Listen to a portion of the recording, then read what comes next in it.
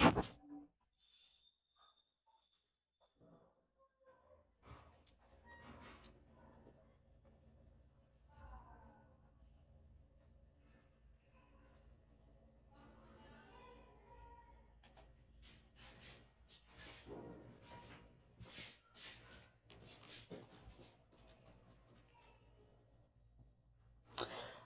प्यारे साथियों, स्वागत है आप सभी का। और आ जाइए, सभी सेशन को ज्वाइन कर लीजिए। आप लोगों की कुछ समस्याएं हैं, उनके ऊपर अपने विचार करेंगे। लग चुकी है तलब जीत की, लग चुकी है तलब जीत की, अब खुद को आग में झोंक देंगे। लग चुकी है तलब जीत की, अब खुद को आग में झोंक देंगे। ठोकरें कहती है मारा जाएगा, हौसला कहता है देख लेंगे। बहुत ही ठोकरें आ रही है आप लोगों के। अभी तो डीवी स्टार्ट हुआ ही नहीं, उससे पहले भी अगर आप लोग देखें तो कितनी, मतलब एक समस्या का समाधान होता है तो दूसरी समस्या खड़ी हो रही है। लेकिन फिर भी आप लोगों को डरना नहीं है, हर चीज का सॉल्यूशन होता है। बस निश्चिंत रहिए, आप अपने डॉक्यूमेंट को कंप्लीट कीजिए।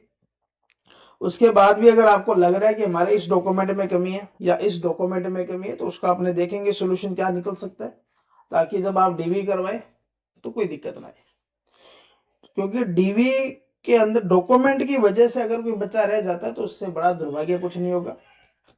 तो उम्मीद ही करेंगे कि आप जब डीवी करवाने जाए तो ऐसा कोई भी आप लोगों की कमियां नहीं निकले जिससे आप लोग वहां से रिजेक्ट हो। ठीक है, तो अब आप लोग अपनी अपनी समस्याएं बताइए। हालांकि कॉमन सी समस्याएं आ रही है सभी की।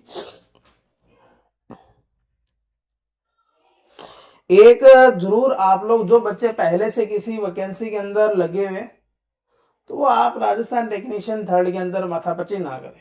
अगर मान लो किसी बच्चे का आरआरबी के अंदर सिलेक्शन हो रखा है, किसी का टेक्नीशियन के अंदर सिलेक्शन हो चुका है, कोई जूनियर इंस्ट्रक्टर लग चुका है, देखो ये सारी की सारी अगर मैं देखूं तो आरआरबी की पेमेंट्स अगर आप लोग देखें तो टेक्नीशियन से ज्यादा है। इंस्ट्रक्टर में जाओगे तो वो ज्यादा है। तो मुझे नहीं लगता है कि ये बच्चे वहां आएंगे। और आप डीबी भी मत करवाना, क्योंकि अगर आप डीबी करवाओगे तो फिर वो प्रोसीजर लंबा पड़ जाता है। अगर मान लो कोई अच्छे रैंक वाला बच्चा वहां जाता है डीबी करवाने, तो वहां आपका समस्या क्या आएगी कि अगर मान लो उसने डीबी करवा दी, उसके डॉक्यूमेंट पूरे कंप्लीट है क्योंकि उसने पहले से सिलेक्शन ले रखा है, तो उस वजह से क्या होगा कि जब पहली मेरिट बनेगी तो उसके अंदर उसका नाम होगा, जिससे वो सीट खराब जाएगी। तो आपसे यही रिक्वेस्ट है, अगर आप टेक्नीशियन थर्ड से ऊंची पोस्ट पर जा रहे हो किसी पर, हालांकि अगर मैं बात करूं तो और जितनी भी अगर आप पोस्टें देखेंगे तो सारी राजस्थान की भर्ती के अलावा देखेंगे तो सारी पोस्टें पेमेंट उनमें अच्छी है। ठीक है, पोस्ट का वैसे सेम हो सकता है, लेकिन काम सेम हो सकता है, लेकिन वाक्यों में सैलरी अच्छी है। एक जो कॉमन चीज आ रही है आप लोगों की, देखो एक दो कॉमन चीज आ रही है वो मैं आपको बता दूं। एक तो जो समस्या आ रही है वो आ रही है कास्ट सर्टिफिकेट के अंदर। वीडियो को शेयर कर दीजिए, क्योंकि आप जैसे ही भाई बंधु है जो इन समस्याओं से जूझ रहे हैं। कास्ट सर्टिफिकेट में प्रॉब्लम क्या आ रही है कि कुछ बच्चों का, देखो जो 80 कैंडिडेट है जिन्होंने 2020 का बना रखा है तो भी चलेगा, 2022 का तो भी चलेगा, 2025 का तो भी चलेगा, 26 का तो भी चलेगा, 25 का सॉरी 25 तक। तो अगर आपने फार्म भरते समय जो आपने कास्ट सर्टिफिकेट लगाया वो आपके पास होना चाहिए एक तो। और वह कास्ट सर्टिफिकेट आप लेके जाओगे। जो SC ST के कैंडिडेट है उनको दोबारा बनाने की आवश्यकता नहीं है। अगर आपके पास डिजिटल रुपया, जब से डिजिटल स्टार्ट हुए तब से अगर आपके पास डिजिटल बना हुआ है तो आप दोबारा और मत बनाइए। अब बच गया ओबीसी और एमबीसी कैंडिडेट हो गया, अपना ईडब्ल्यूएस कैंडिडेट हो गया। ईडब्ल्यूएस के अंदर इन्होंने एक स्पष्ट तौर के ऊपर एक बात लिखी है कि ईडब्ल्यूएस का 12 महीने से पुराना नहीं होना चाहिए। भर्ती 12 महीने से ज्यादा पुरानी, यानी पिछले साल आई थी शायद अगस्त के अंदर शायद फार्म भरे गए थे, तो अभी तो अगस्त आया ही नहीं है।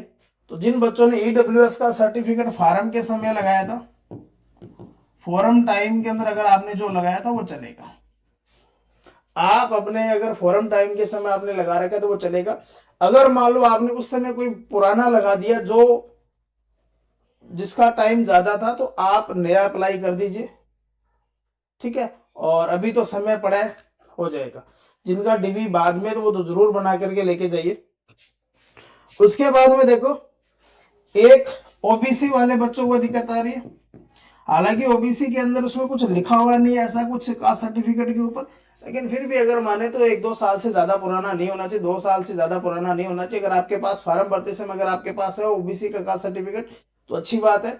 और अगर आप लोगों के पास कास्ट सर्टिफिकेट आपने पुराना लगा दिए किसी कारण भूलवंश, या सेंट्रल गवर्नमेंट का लगा दिया, आपको स्टेट का लगाना था, तो थोड़ी दिक्कत हो सकती है। तो इसलिए आपको क्या करना पड़ेगा, आप अपना नया जरूर बनवा के लेके जाओ।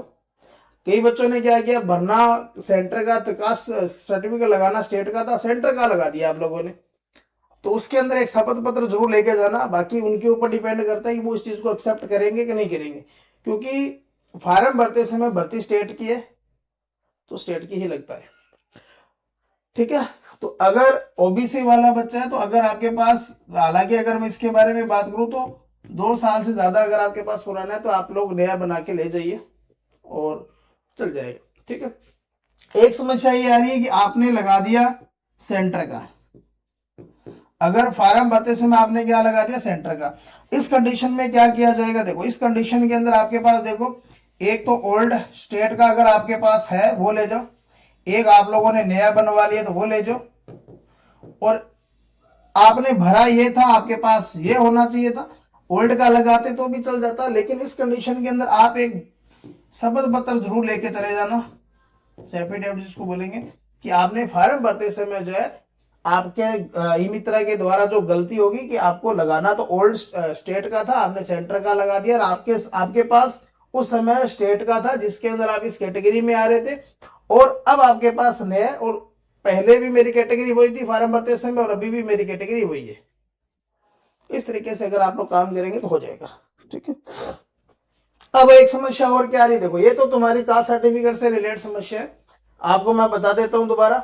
जिन बच्चों ने सेंटर का लगा दिया था, तो आपके पास ओल्ड कास्ट सर्टिफिकेट पड़ा होगा स्टेट का, वो आप लोग जाओ एफिडेविट बनवा लेना उसके अंदर, और नया आपके पास होना चाहिए, ठीक है। और अगर आपने फार्म भरते समय पहले नया बनवा रखा था, साल 1.5 साल 1 साल आसपास अगर आपके पास पड़ा हुआ था, तो आप उसी को चला सकते हो। अगर 1 साल पुराना है तो चल जाएगा, कोई दिक्कत वाली बात नहीं। फिर भी अगर आपको लग रहा है कि मुझे नया बनवाना है तो नया अप्लाई कर दीजिए, जल्दी बन जाता है। अगर सेंटर का स्टेट का लगाना था, सेंटर का लगा रखा, तो ये जरूर लेके जाना, उसमें गलती अपनी वो दिखाना कि मैंने फार्म भरते समय गलती हो गई थी, इस चक्कर में, हालांकि मैं जो मेरी कैटेगरी मैंने अप्लाई की थी मैं उसी कैटेगरी का हूं और उस हिसाब से, ठीक है। एक ईडब्ल्यूएस वाला आपको मैंने बता दिया कि ये 1 साल से ऊपर नहीं होना चाहिए, 1 साल से ज्यादा पुराना आपका नहीं होना चाहिए, ठीक है। और 80 बच्चे हैं, अगर डिजिटल जो कास्ट सर्टिफिकेट जब से स्टार्ट हुए थे, अगर आपके पास वो तब का पड़ा हुआ है तो आपको नया बनवाने की आवश्यकता नहीं है SC/ST कैंडिडेट को, ठीक है। उसके बाद में देखो, अभी रुको, धीरे धीरे सारी समस्या के बारे में बात करेंगे। देखो मूल निवास, अगर आपका मूल निवास 2012 में देखो वो उस तरीके से बनता था, तो मुझे नहीं लगता वो चलेगा, आप नया जरूर बनवा के ले जाओ यार, ठीक है। 2012 में तो वो वैसे ओल्ड टाइप बनते थे, डिजिटल नहीं आते थे, तो अब तो डिजिटल जब से स्टार्ट हुआ तो आपके पास मूल निवास डिजिटल वाला होना चाहिए, तो आप ले जाइए, ठीक है। फिर एक समस्या ये आ रही कि मार्कशीट की, मार्कशीट के अंदर क्या समस्या आ रही है कि सर हम सेमेस्टर वाली लेकर के जाएं कि फाइनल वाली लेकर के जाएं।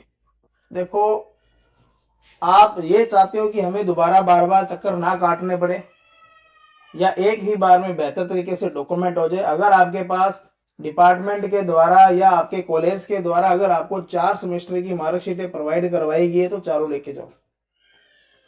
अगर आपके, हालांकि चौथी मार्कशीट आती है तो उसमें वो सारी डिटेल होती है, लेकिन फिर भी मैं ये चाहता हूं कि आप, अगर बाई चांस उन्होंने मांग लिया तो फिर आपके पास ऑप्शन नहीं होगा, तो उस कंडीशन के अंदर मैं आपसे यही चाहूंगा कि आप, अगर आपके पास पड़ी है तो फोटोकॉपी लगेगी और कुछ नहीं लगने वाला, 20-50 रुपए की बात है, तो आप फोटोकॉपी लगा के ले जाओ। बार बार टेंशन में आओगे क्या फायदा, वहां कोई और बच्चा लेके जा रहा है और कोई बच्चा लेके नहीं गया, वहां उसको बोला कि तेरी मार्कशीट लेके सेमेस्टर वाली, फिर क्या करोगे। तो वो बाद की बात है, लेकिन आप अपनी तरफ से तैयारी पूरी करके लेके जाओ। तो आपके पास मार्कशीट अगर एक है तो एक लेके जाओ, अगर सेमेस्टर की 2 है तो ईयरली सिस्टम है तो 2 होगी, और सेमेस्टर सिस्टम होगा तो 4 होगी। तो जितनी आपके पास मार्कशीट है सारी लेके चले जाओ, रिस्क मत लो, ठीक है। हालांकि अप्रेंटिस का ऐसा कुछ नहीं किया हुआ। अब एक समस्या आ रही है मेरिट की। मेरिट के अंदर क्या आ रहा है, विवाह के अंदर क्या चीजें आ रही है कि देखो कुछ बच्चों ने फार्म भर्ती आई थी पिछले साल, फार्म रीओपन हुए थे इस साल, समस्या सॉरी पिछले साल ही हुए थे, ठीक है। समस्या किस चीज की आ रही है कि आप जब फार्म भर रहे थे तो फार्म के समय आप लोग क्या थे, अनमेरिड, यानी कि फॉरम टाइम आप लोग क्या थे, अनमेरिड, क्या थे, अनमेरिड। लेकिन जब आपने डीवी टाइम करवा रहे हो तो इस समय आपका क्या है, मेरिड है, यानी कि आपकी शादी हो चुकी है, यहां आप लोग क्या हो, मेरिड। तो आपने फॉरम के अंदर क्या किया था, फॉरम के अंदर तो जायज सी बात है कि अनमेरिड ही करोगे। तो इस कंडीशन के अंदर आपको क्या करना पड़ेगा वो देखो। इस कंडीशन के अंदर आपके पास एक देखो, एक तो जो डीवी आया है ना आपका, डीवी जो एफिडेविट का फॉर्मेट आया है उसके अंदर आपको, ठीक है, एफिडेविट के अंदर ध्यान में रखना, एफिडेविट के अंदर आपको एक तो शादी दिखानी पड़ेगी, ठीक है, जिसके अंदर पति पत्नी का नाम आपको दिखाना पड़ेगा। अगर बच्चे, अब तो नई शादी है तो बच्चे तो मुश्किल चांसेस है, अगर फिर भी अगर आपके बच्चे हैं एक दो जो भी है तो यहाँ डिटेल भरोगे। एक आप लोगों को एक अलग से ये जरूर लेके चले जाना, उसमें शो करोगे, क्योंकि देखो आप जब फार्म भरोगे तो उस कंडीशन के अंदर आपके पास अनमेरिड शो करेगा, क्योंकि आपका फार्म मांगा है उन्होंने। लेकिन जब आप एफिडेविट दोगे तो वहां शादी शो करोगे, क्योंकि हालांकि उनको भी पता है कि 7-8 महीनों का गैप है, शादी हो चुकी होगी। तो उस कंडीशन के अंदर आपको काम क्या करना पड़ेगा, हो सकता है कि ये भी कंडीशन आ जाए कि फार्म भरते समय बच्चे बच्चे वहां आपने नहीं शो किए लेकिन अब आपने इसमें शो किए, तो आप एक शपथ पत्र जरूर लेके जाना, उसमें ये शो करना कि फार्म भरते समय ये था और आज जब मैं डीवी के समय आया तो मेरे ये पत्नी है, ये मेरे बच्चे है, जो भी है, और इसके अलावा मेरे कुछ भी नहीं है। तो इस तरीके से आपको एक जरूर लेके जाना, और एक अगर आपके पास मैरिज सर्टिफिकेट बना हुआ है तो वो जरूर साथ लगाना, ठीक है।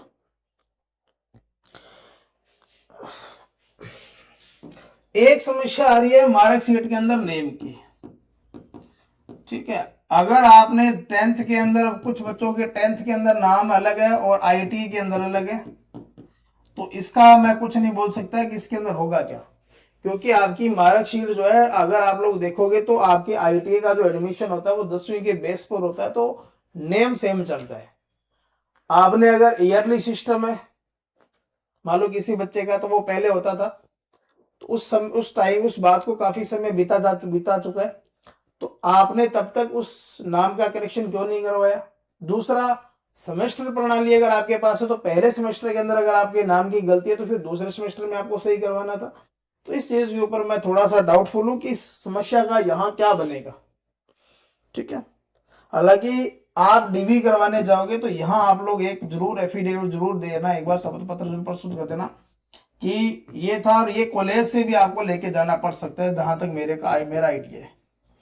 कॉलेज से क्या लिखवा के लेके जाओगे कि आपका नाम ये, आपका फादर का नेम ये, आपने इस साल आईटीआई में प्रवेश लिया था, आपने इस साल उत्तीर्ण की थी, ठीक है, और आपके 10th की मार्कशीट के अंदर ये स्पेलिंग है, और गलती के त्रुटिवंश आपकी आईटीआई के अंदर नाम ये, ठीक है, और एक ये शपथ पत्र। बाकी और कुछ होगा वो डिपार्टमेंट के ऊपर डिपेंड करेगा कि वो आपको एक्सेप्ट करेंगे कि रिजेक्ट करेंगे। कुछ बच्चों की समस्या आ रही है पापा के नेम के अंदर आ रही है, कुछ की मदर के नेम के अंदर समस्या आ रही है, तो ये शपथ पत्र के अलावा और मेरे पास कुछ है नहीं। उनके आधार कार्ड, राशन जो भी आपके पास वो ले जाना, ठीक है।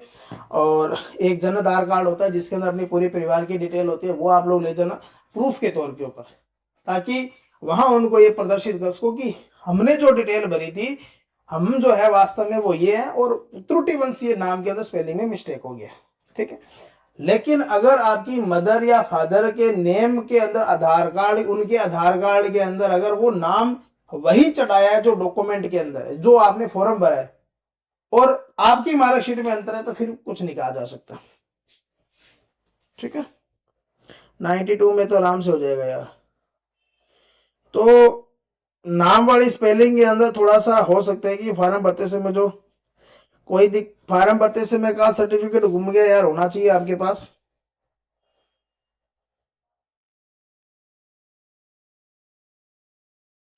अरे फॉर्म प्रिंट होने का एक लिंक मैं डाल दूंगा ग्रुप के अंदर, ग्रुप ज्वाइन कर लेना व्हाट्सएप का, नीचे एप्लीकेशन का लिंक है, वहां जब जाओगे तो सोशल मीडिया का एक फोल्डर आएगा एप्लीकेशन के अंदर, वहां व्हाट्सएप का लिंक है, वहां ज्वाइन कर लेना।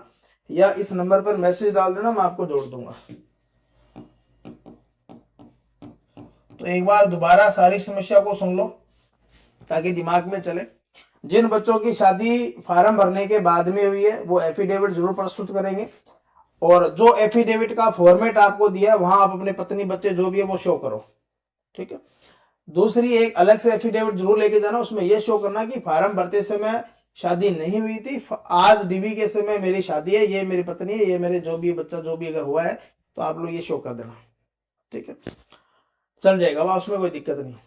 ओबीसी कैंडिडेट अगर फार्म भरते समय आपने चाहे 80 कैंडिडेट है, आप फार्म भरते समय सेंटर का लगा दिया तो वहां एक शपथ पत्र जरूर लेके जाना, और आपका डी फार्म भरते समय उससे पहले का जो आपके पास कास्ट सर्टिफिकेट है वो, और आज के समय आपने जो फार्म भरने के बाद अगर कोई कास्ट सर्टिफिकेट नया बनाया तो वो दोनों लेके जाना, और एक शपथ पत्र जरूर बनवा के ले जाना, हो सकता है वो मांग ले, ठीक है। ईडब्ल्यूएस कैंडिडेट है, अगर आपने फार्म भरते समय जो ईडब्ल्यूएस का सर्टिफिकेट लगाया था तो अगर आपके पास वो है तो चल जाएगा, 12 महीने से ज्यादा पुराना नहीं होना चाहिए, उसमें स्पष्ट तौर पर लिखा हुआ है। हालांकि एससी एसटी का तो नहीं चलता, मतलब कितना भी पुराना हो वो चल जाएगा, ठीक है।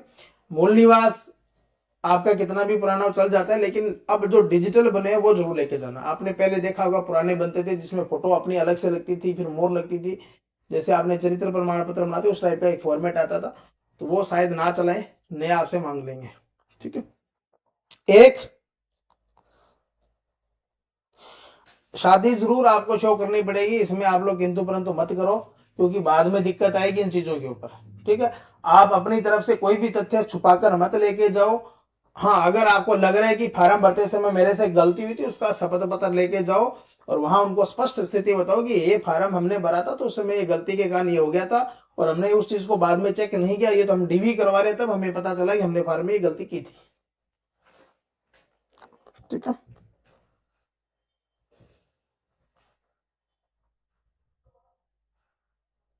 मार्कशीट में फोटो तो खुद का ही होना, फोटो मार्कशीट में आने लगी क्या? मार्कशीट में फोटो खुद का ही होता है, ठीक है। नई भर्ती तो देखो जल्दाई की आ सकती है, और उसका ये प्रयास करेंगे कि वो संविदा पर न आकर के परमानेंटली आए, क्योंकि पूरा आल राजस्थान के अंदर भर्ती आएगी, तो संविदा पर आएगी तो कोई मजा नहीं आएगा। हाँ, अगर वो परमानेंट आएगी तो तैयारी भी अच्छे तरीके से करेगा बच्चा और जोश के साथ करेगा, ठीक है। नई भर्ती अगर आएगी तो जून जुलाई से पहले तो कोई पॉसिबिलिटी नहीं बनती। टेक्निकल लाइन इसकी जल्दाई की आ सकती है, लेकिन वो टेक्नीशियन की अगर आप सोचते हो तो वो मुश्किल है, ठीक है, उसकी कोई मुझे नहीं लग रहा, ठीक है। आंसर की चांसेस तो नहीं है, लेकिन आपका स्कोर कार्ड का चांसेस है कि आपका जब फाइनल रिजल्ट आएगा तो उसी दिन आपका फाइनल रिजल्ट के अंदर साथ साथ एक तो ये शो होगा कि आपको कौन सा डिस्कॉम मिला है, एक तो ये शो होगा, दूसरा आपका ये शो होगा कि आपके इतने नंबर थे। अगर उन्होंने नॉर्मलाइजेशन किया है तो उसके अंदर आपका नॉर्मलाइजेशन से पहले नंबर क्या थे, नॉर्मलाइजेशन के बाद में नंबर क्या है, आप किस कैटेगरी के और आपका सिलेक्शन किस कैटेगरी में हो, तो आपकी पूरी डिटेल शो होगी, ऐसी उम्मीद है मुझे।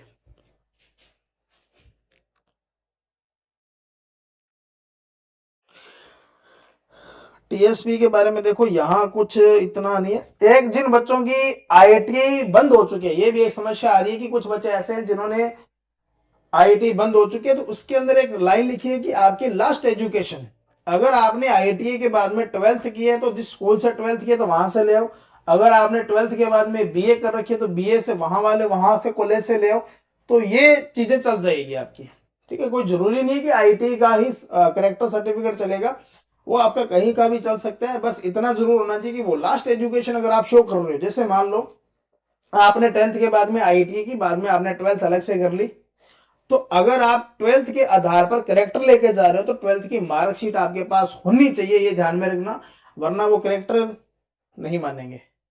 तो आपके पास करेक्टर अगर आप लोग दिखा रहे हो 12th के बाद में 10th के बाद में आईटी के बाद में 12th का लेके जा रहे हो, आईटी बंद हो चुकी है तो आप 12th का लेके जा रहे हो चाहे बीए का लेके जा रहे हो, तो वहां आपके पास वो मार्कशीटें जरूर होनी चाहिए, वो मार्कशीटें सारी लगेगी, वरना वो उसको रिजेक्ट कर देंगे, ठीक है।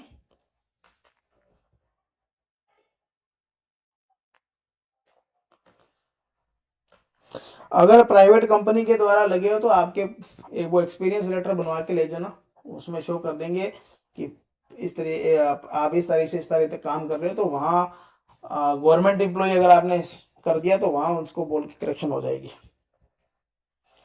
अब स्कूल बंद हो गया तो कुछ इलाज नहीं है फिर आपके पास, इसका तो मेरे को इलाज नहीं, क्योंकि देखो आईटी भी बंद होगी, स्कूल भी बंद हो गया, तो फिर तो कोई, देखो मैं इसके बारे में कुछ नहीं बता सकता। ये जिस दिन पहले 1 तारीख को जिस दिन डीवी होगा उसके बाद ही बाकी चीजों की पूरी स्थिति स्पष्ट होगी कि आप जो एफिडेविट लेके जा रहे हो वो एक्सेप्ट कर रहे हैं कि नहीं कर रहे। हालांकि उम्मीद ये है कि वो एक्सेप्ट कर लें। जैसे मान लो किसी के नाम में प्रॉब्लम है, किसी का शादी बाद में हुई है, तो आप जो भी शपथ पत्र लेके जाओगे वो एक्सेप्ट कर लेंगे।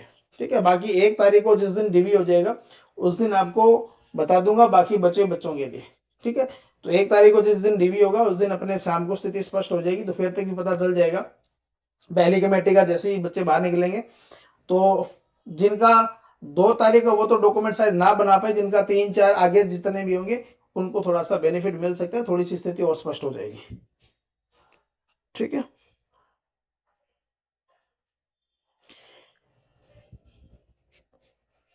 देखो फार्म भरते समय जुलाई का लगाया तो ठीक है। हाँ, एफिडेविट वही दो जिनकी आपने लगाना स्टेट का था, आपने सेंटर का लगा दिया, वो दो, बाकी की जरूरत नहीं है। आपने 2025 का लगाया, नया बनवाया, तो दोनों वहां दे देना। आप दोनों की फोटोकॉपी लेके जाओगे, 2 2 सेट तैयार करके लेके जाना। आपने जो फॉर्म का प्रिंट निकाला, जो रसीद निकाली, उसके भी 2 2 प्रिंट लगेंगे, ध्यान में रखना। एक प्रिंट आप अपने पास रखना, मतलब टोटल 3 प्रिंट होने चाहिए। ठीक है, तो मिलेंगे नए सेशन के अंदर, और उम्मीद विश्वास यही करेंगे आपको जो मैंने जानकारी दी है आपको ठीक समझ में आई होगी कि करना क्या है। और उसके बाद भी अगर दिक्कत आ रही है तो ये मेरे नंबर है, यहाँ मैसेज डाल देना, फोन तो करना मत। दूसरी चीज, एक चीज मैं और बता दूं, एप्लीकेशन का नीचे लिंक है, उसमें जाओगे तो एक सोशल मीडिया का फोल्डर बना हुआ है, उसमें जाना, वहां आप लोग व्हाट्सएप ग्रुप बनाओ, उसमें ज्वाइन कर लेना। वहां सारा दिन इसी चीजों की चर्चा होती रहती है। ठीक है, तो मिलेंगे नए सेशन के अंदर। और जिन बच्चों का आरआरबी एलपी सीबीटी 2 दिन का दोगे, या जिनका डीआरडीओ का एग्जाम हो चुका है, तो डीआरडीओ का सीबीटी 2 भी आएगा आगे, तो वो आप उनके ऊपर फोकस भी साथ साथ रखो। यहाँ तो आपने जो करना था वो कर लिया, अब आगे उनके ऊपर भी फोकस करो। ठीक है, तो मिलेंगे नए सेशन में, तब तक के लिए धन्यवाद।